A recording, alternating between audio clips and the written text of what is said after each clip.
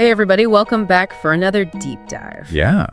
Today we're going to be looking at the question of how to break the cycle of poverty in Black communities. Okay. And we've got some really interesting sources for this one. We're going to be looking at a YouTube video featuring Professor Kimyanuru Dennis. And she offers some really fascinating perspectives on cultural and collective approaches to financial stability. Right. And we're also going to be looking at the writings of Harold Cruse, Okay. who was a Black intellectual who proposed this really interesting cooperative economic plan. So it's not just going to be about government programs or handouts or anything. It's really about empowerment from within. It's really a crucial distinction. Yeah. Both Professor Dennis and Harold Cruse, they emphasize kind of moving away from reliance on external systems. Right. And instead building that self-sufficiency within Black communities, but they approach it in different ways. Okay, well, let's start with Professor Dennis then. She talks a lot about this idea of inner world development, and it sounds pretty deep. Yeah. What exactly does she mean by that? Well, it's a really interesting concept. Yeah.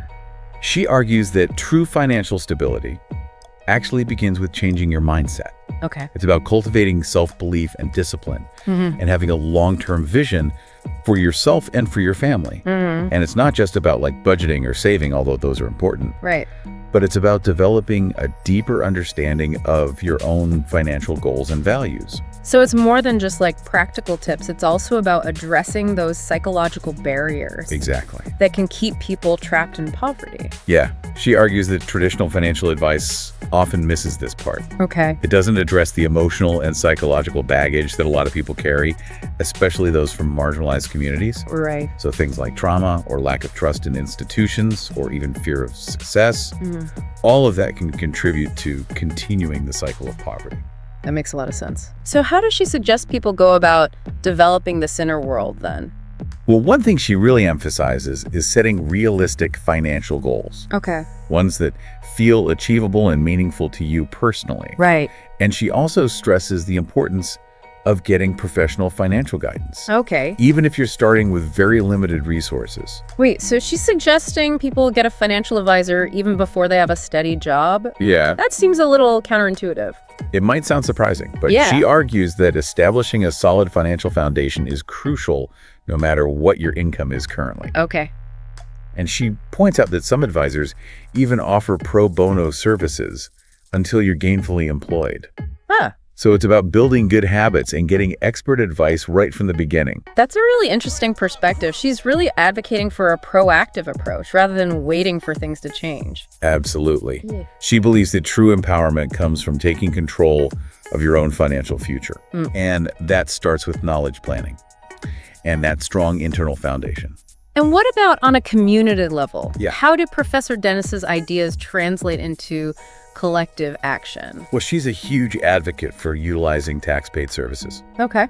And she really pushes back against this idea that these resources are government handouts. Yeah, I remember that from the video. She got pretty fired up about that term. She points out that these services are funded by taxpayers, Right. which includes Black taxpayers.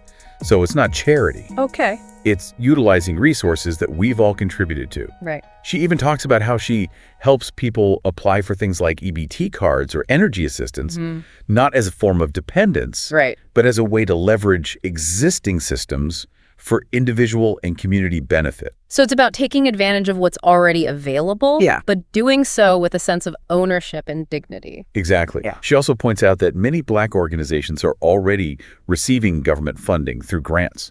But where it gets really interesting is her stance on the role of government in community initiatives. You mean her concerns about too much government control? Right. She seems to advocate for a more independent approach, Okay. encouraging Black communities to build their own safety nets and preventative measures rather than relying solely on government programs. Which is where her emphasis on informed voting comes in. Yes, definitely. Yeah. She's a big proponent of really critically engaging with politicians and their platforms. Okay. Regardless of party affiliation.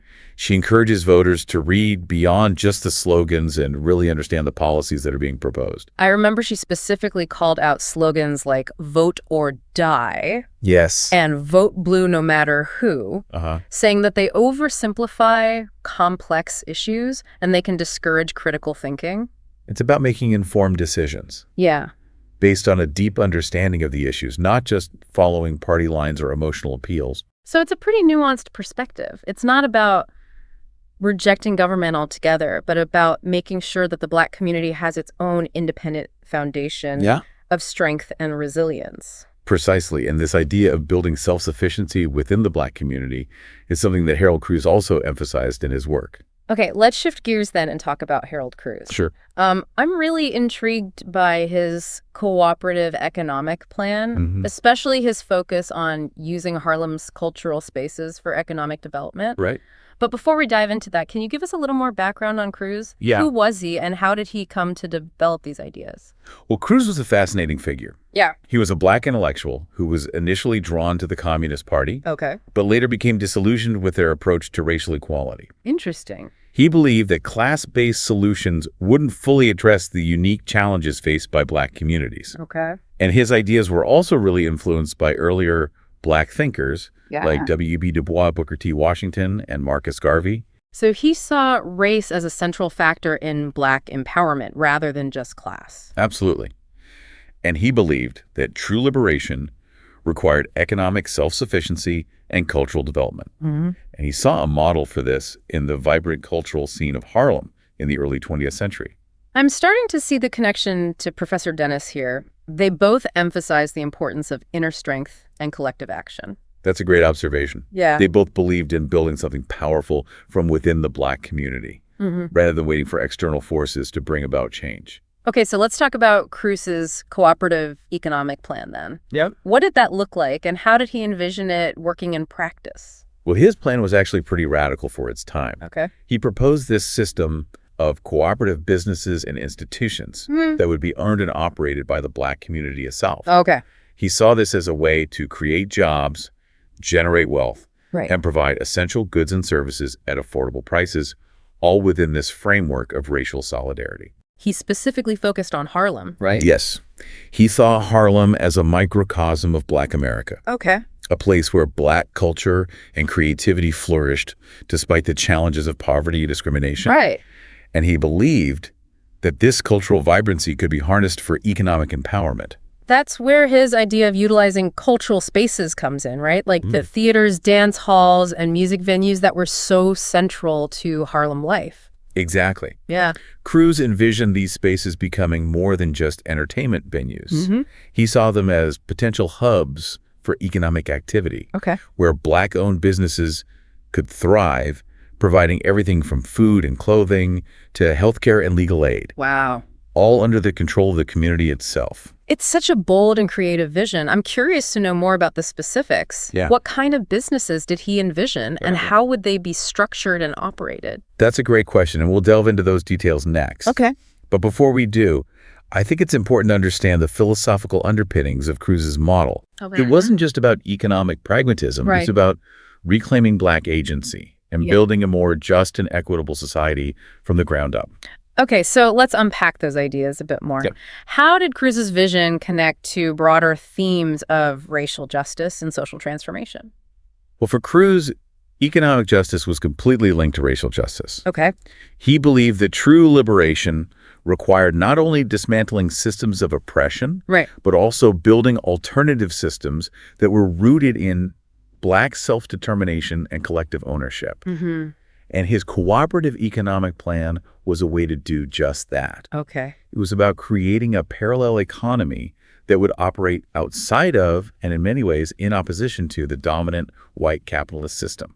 That's a really powerful concept, but I imagine there are many challenges to implementing such a radical vision. Oh, absolutely. What were some of the obstacles that Cruse anticipated? Well, one obvious challenge was the lack of capital and resources within Black communities. Right. And Cruse recognized this. But he argued that it was precisely this scarcity that made cooperative economics so necessary. Okay. He believed that by pooling resources and working together, Black communities could overcome this obstacle and create a more equitable distribution of wealth. Okay. He also emphasized the importance of developing strong leadership and organizational capacity within the Black community. So it wasn't just about economic structures. It was about building a collective force for change. Exactly. Right. Cruse understood that economic empowerment required more than just good ideas and business plans. Right. It required a deep commitment to racial solidarity, a willingness to challenge the status quo, and a belief in the power of collective action. Mm-hmm.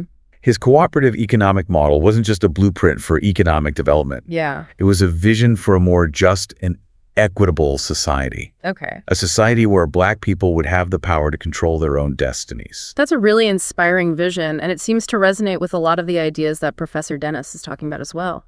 Yes, there's definitely a common thread there. Yeah.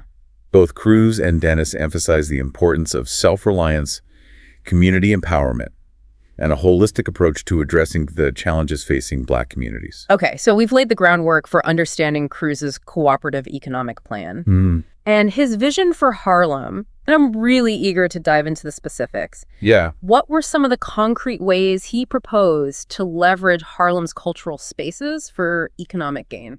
Well, let's explore those details in part 2 of our deep dive. Sounds good. We'll take a closer look at how Cruz envisioned these spaces being transformed into hubs for Black-owned businesses, cooperative enterprises, and community-driven initiatives. Awesome. I'm looking forward to it. Me too. All right, we'll see you next time. See you then. All right, so we left off talking about Harold Cruz's plan to leverage Harlem's cultural spaces for economic empowerment. Yeah. Let's get into some specifics then. Like, what kind of transformation did he actually envision? Well, he saw the potential for these spaces to become so much more than just places for entertainment. Okay. Like, imagine theaters that are not only hosting plays, but also housing classrooms for community education programs. Or think of dance halls. Right. Transformed into marketplaces where local artisans can sell their goods, or music venues that offer affordable recording studios for aspiring musicians. So it's about turning these cultural centers into these, like, multifunctional hubs. Exactly, that serve a variety of community needs. He really was thinking outside the box. Yeah. He's taking something that already exists, Right. that's already deeply ingrained in the community, and using that as a catalyst for economic and social change. Yeah, and Cruz believed that by creating these multifaceted spaces, you could generate income, provide essential services, and foster a sense of community ownership all at the same time.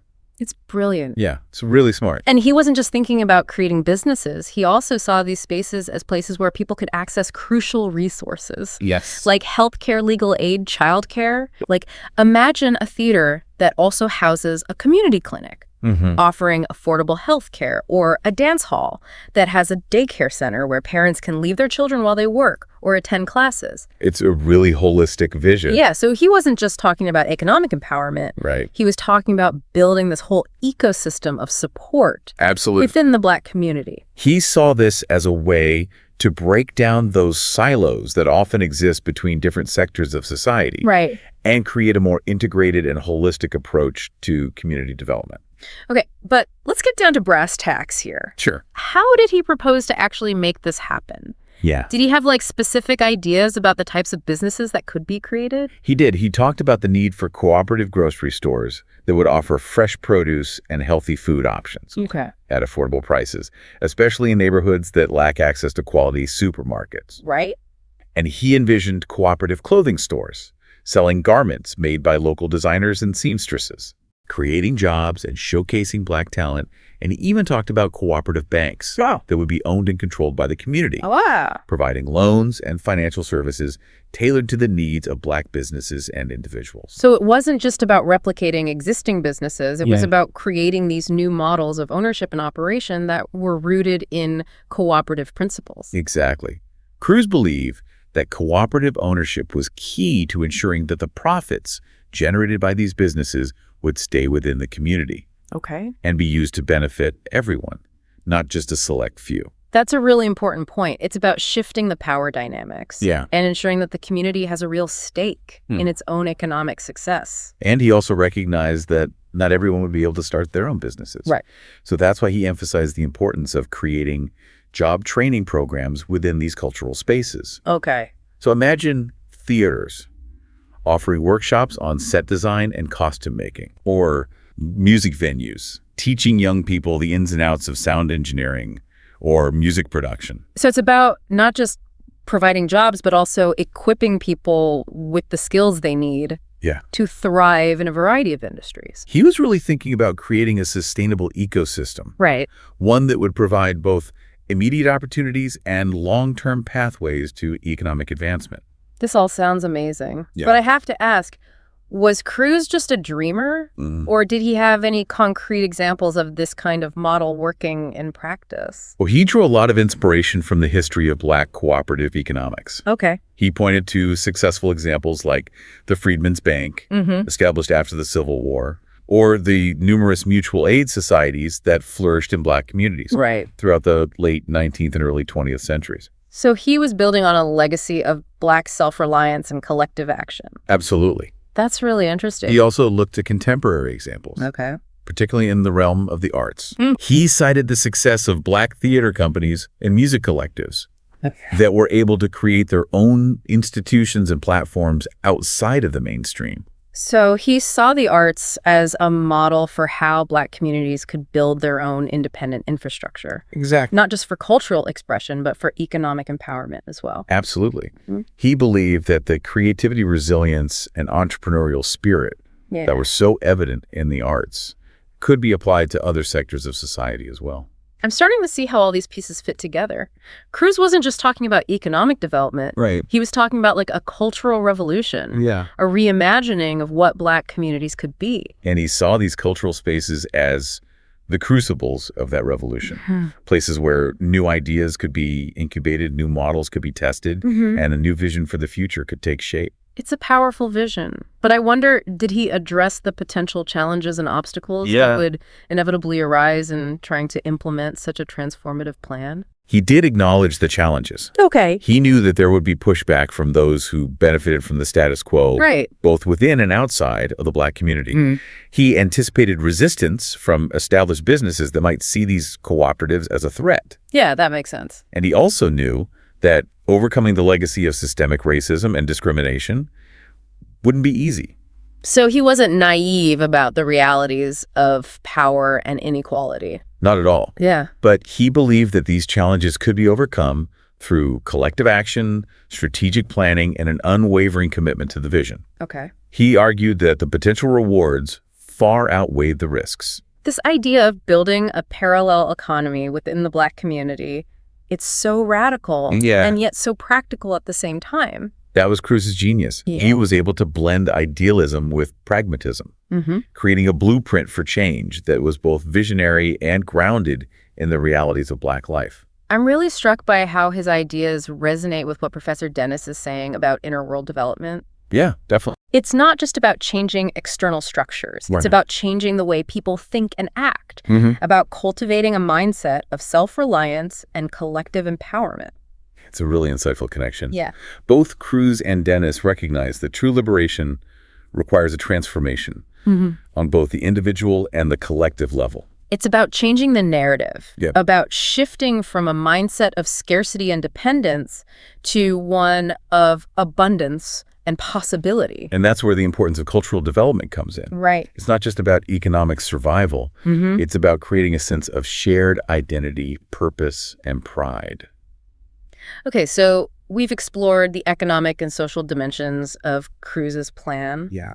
But I'm curious to know more about his emphasis on cultural development. Sure. What did he mean by that? And how did he see it connecting to his broader vision for Black empowerment? But for Cruz, cultural development wasn't just about art and entertainment. It was about reclaiming Black history, celebrating Black achievements, and fostering a sense of collective identity that was rooted in Black pride and self-affirmation. So it's about building a counter-narrative to the dominant narratives. Exactly. That often portray Black people in negative or stereotypical ways. He believed that cultural development was essential to dismantling internalized racism. Okay. And fostering a sense of self-worth and agency within the Black community. That makes a lot of sense. But how did he propose to actually cultivate this cultural development? Yeah. Did he have specific strategies in mind? He did. He talked about the importance of supporting Black artists, writers, musicians, and intellectuals. Okay. He believed that these cultural producers played a crucial role in shaping the way Black people saw themselves and the world around them. Right. He advocated for the creation of Black-owned publishing houses, theaters, and music venues that would provide platforms for Black artists to share their work and tell their stories. So it's about controlling the means of production, not just in the economic realm, but in the cultural realm as well. Precisely. He saw this as a way to ensure that Black voices and perspectives would be heard, and that Black culture would be valued and respected on its own terms. That's a really powerful idea. Yeah. It's about reclaiming the narrative Uh-huh. and defining Blackness on your own terms. He also talked about the need for Black-centered education, Okay. one that would teach Black history and culture from a Black perspective. Right. He believed that this was essential to dismantling Eurocentric narratives and fostering a sense of critical consciousness among Black people. So it's about decolonizing the mind. Yeah. And empowering Black people to see the world through their own eyes. He saw this cultural revolution as being just as important as the economic revolution he envisioned. Right. He believed that the two were inextricably intertwined. I'm starting to see how this all ties together. Yeah. It's a holistic vision, one that addresses the economic, social, and cultural dimensions of Black life. And he believed that by embracing this vision, Black communities could not only overcome the challenges of poverty and discrimination, Right. but also create a more just and equitable society for everyone. This has been a really fascinating exploration of Harold Cruz's ideas. It has. I'm struck by how bold and visionary they were, Yeah. and yet how rooted they were in the realities of Black life and the legacy of Black resistance. He was a truly remarkable thinker, someone who dared to imagine a different future and provided a roadmap for how to get there. Yeah. And his ideas continue to resonate today, Right. offering insights into how we can build more just and equitable communities. It's interesting to consider how his ideas, especially about cooperative economics and utilizing cultural spaces, might be applied in contemporary contexts. That's a great point. I think there's a lot of potential there. Yeah. We're seeing a resurgence of interest in cooperative models and community-based economic development, Right. particularly in marginalized communities. Yeah. And the role of cultural spaces in fostering social and economic change is becoming increasingly recognized. Absolutely. I'm thinking of the Black Lives Matter murals that have popped up in cities across the country, or the community gardens and farmers markets that are bringing fresh food to underserved neighborhoods. Those are great examples. And there's a growing movement of Black artists and entrepreneurs who are reclaiming cultural spaces and using them to create platforms for economic empowerment and social justice. It's exciting to see these ideas taking root and bearing fruit in the 21st century. It's a testament to the enduring power of Cruz's vision and the enduring spirit of Black resistance and resilience. Okay, so we've delved deep into Harold Cruz's ideas. We have. Let's shift gears back to Professor Dennis for a moment. Sure. I'm curious to know more about her thoughts on intergenerational wealth transfer, Okay. a topic that Cruz also touched on. Yeah. How does she approach this issue? And what strategies does she suggest for building wealth that can be passed down to future generations? Professor Dennis is very passionate about this topic. Okay. She sees it as a crucial piece of the puzzle when it comes to breaking the cycle of poverty in Black communities. So it's not just about individual success. Right. It's about creating a legacy of wealth and opportunity Exactly. that can benefit future generations. She argues that building sustainable wealth requires a shift in mindset, Okay. one that prioritizes long-term goals over immediate gratification. It's about making sacrifices in the present to create a more secure future for those who come after us. That's a powerful message. But what are some of the concrete ways she suggests people go about doing this? Well, she stresses the importance of early financial education, Okay. teaching children and young people about saving, investing, and building credit. She also emphasizes the role of family in transmitting financial knowledge and values. So it's about creating a culture of financial literacy Absolutely. within families and communities. She also talks about the importance of homeownership as a way to build equity Okay. and create a tangible asset that could be passed down to future generations. Right. She encourages people to explore programs that assist first-time homebuyers, particularly in Black communities where homeownership rates have historically been lower. That's a really important point. Homeownership has been a key driver of wealth creation in this country, Yeah. but Black families have often been excluded from those opportunities. And she also emphasizes the importance of entrepreneurship as a way to create generational wealth. Okay. She encourages Black people to start their own businesses, Right. not just as a means of individual success, but as a way to build something that can be passed down to their children and grandchildren. It's about building a legacy, not just for yourself, Right. but for your family and your community. Exactly. She sees entrepreneurship as a powerful tool for economic empowerment, not just for individuals, but for the entire Black community. I'm starting to see a theme emerge here. Both Professor Dennis and Harold Cruse emphasize the importance of looking beyond individual success and thinking about the collective good. They both understood that true liberation requires a shift from a me-centered to a we-centered approach. Yeah. It's about recognizing that our individual destinies are intertwined with the destinies of our communities. It's about building a better future, not just for ourselves, but for everyone. And that's a really powerful message. Yeah. One that's especially relevant in today's world. Okay, so we've explored the economic and cultural dimensions of breaking the cycle of poverty in Black communities. We've talked about individual empowerment, collective action, and the importance of building a legacy for future generations. We've seen how both Professor Dennis and Harold Cruse offer these really compelling visions for how to achieve these goals. Right. Drawing on the strengths and resilience of the Black community. But I wonder, in the face of ongoing systemic challenges and persistent inequalities, what are some practical steps that individuals and communities can take to put these ideas into action? Well, that's a great question, and one that deserves further exploration. Okay. In part 3 of our deep dive, we'll shift our focus from theory to practice. Okay. Exploring concrete strategies and actionable steps that can be taken at both the individual and collective levels to create a more just and equitable future for Black communities. Okay, so we've spent some time now unpacking these big ideas from Professor Dennis and Harold Cruse about how to address Black poverty. Yeah. And, it's clear they both emphasize like a really multifaceted approach that goes beyond just government programs or economic policies. Definitely. It's about empowering individuals, strengthening communities, and building a legacy for future generations. But I think it's important to ground these ideas in a practical reality. Right. So let's talk about some concrete steps that people can take to actually make a difference. Okay, so where do we begin? What are some actionable steps that people can take right now? Well, starting at the individual level, I think one of the most important things is financial literacy. Okay.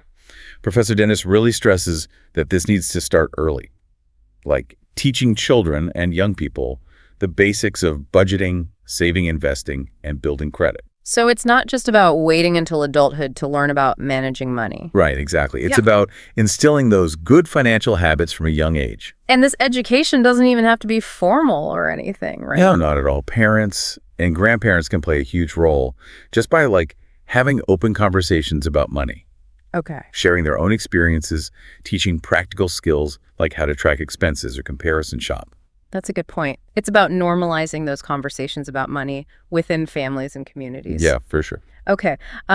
What about seeking professional financial guidance? Yes. Professor Dennis really emphasizes this even for people with limited income. I remember she mentioned that some advisors offer pro bono services until you're gainfully employed. Exactly. So it really is about making financial planning accessible to everyone. Exactly. Okay, and what if you can't even afford that ongoing advice? Are there other options out there? Absolutely. There's a ton of free resources available online and through community organizations. So it's really about being proactive and seeking out that knowledge and support to make informed decisions. Okay, so that's on an individual level. But what about on a community level? Yeah. How can communities come together to address these challenges? Well, I think one area where collective action can be really impactful is in supporting Black-owned businesses. Okay. Both Professor Dennis and Harold Cruse emphasize the importance of building a strong Black economic base. And this goes beyond just a sense of racial solidarity, right? It does. It's about recognizing the economic ripple effects that supporting Black businesses can have. Exactly. When you support a Black-owned business, you're not just making a purchase, you're investing in that community. Right. And these businesses often hire locally. They source goods and services from other Black-owned businesses. Right. And they reinvest their profits back into the community. So it's like this virtuous cycle, creating a more sustainable and equitable local economy. Exactly. What about advocating for policies that promote economic justice? Yes, that's another area where communities can really make a difference. Okay. This could involve supporting things like affordable housing programs or job training initiatives or access to quality health care. Professor Dennis talked about the importance of informed voting. Yeah. Really understanding the issues and engaging with politicians on these matters. It's about holding elected officials accountable and making sure they prioritize the needs of marginalized communities. Okay. And it's also about working with those community organizations that are already doing amazing work. So it's a combination of individual action, collective organizing, and political advocacy. Exactly. And of course, we can't forget about cultural development. Definitely. Harold Cruz was so passionate about that. Yeah. Supporting Black artists, writers, musicians, and cultural institutions is so important. It's about celebrating Black excellence, preserving Black history, and fostering that sense of pride and belonging.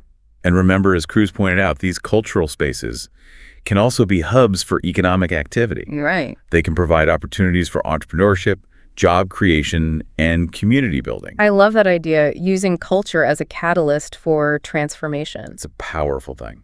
And finally, we've got to remember the role of intergenerational wealth transfer. Absolutely. Both Professor Dennis and Harold Cruz talked about this. It's about building that legacy of financial stability and opportunity for future generations. It's not just about what we do for ourselves, but what we do for those who come after us. Exactly. And this could involve things like home ownership or investing in education, or even starting a business that can be passed down. Yeah, it's about thinking long-term and making choices that will benefit those future generations. This has been such an inspiring and thought-provoking conversation. It really has. You know, we've covered so much, from individual financial literacy to community organizing, from supporting Black businesses to fostering cultural development. And while the challenges are complex and systemic, I think what both Professor Dennis and Harold Cruz remind us is that there's so much we can do starting now to make a difference. Right. It's about taking ownership of the solutions, harnessing the power of collective action, and never losing sight of that vision for a more just and equitable future. I think the biggest takeaway from this whole deep dive is that we all have a role to play in breaking the cycle of poverty. Absolutely. It's not about waiting for someone else to fix things. It's about taking action ourselves, both individually and collectively, to create the change we want to see. And remember, even small actions can have a ripple effect. Right. Every step we take, no matter how small, moves us closer to that vision of a future where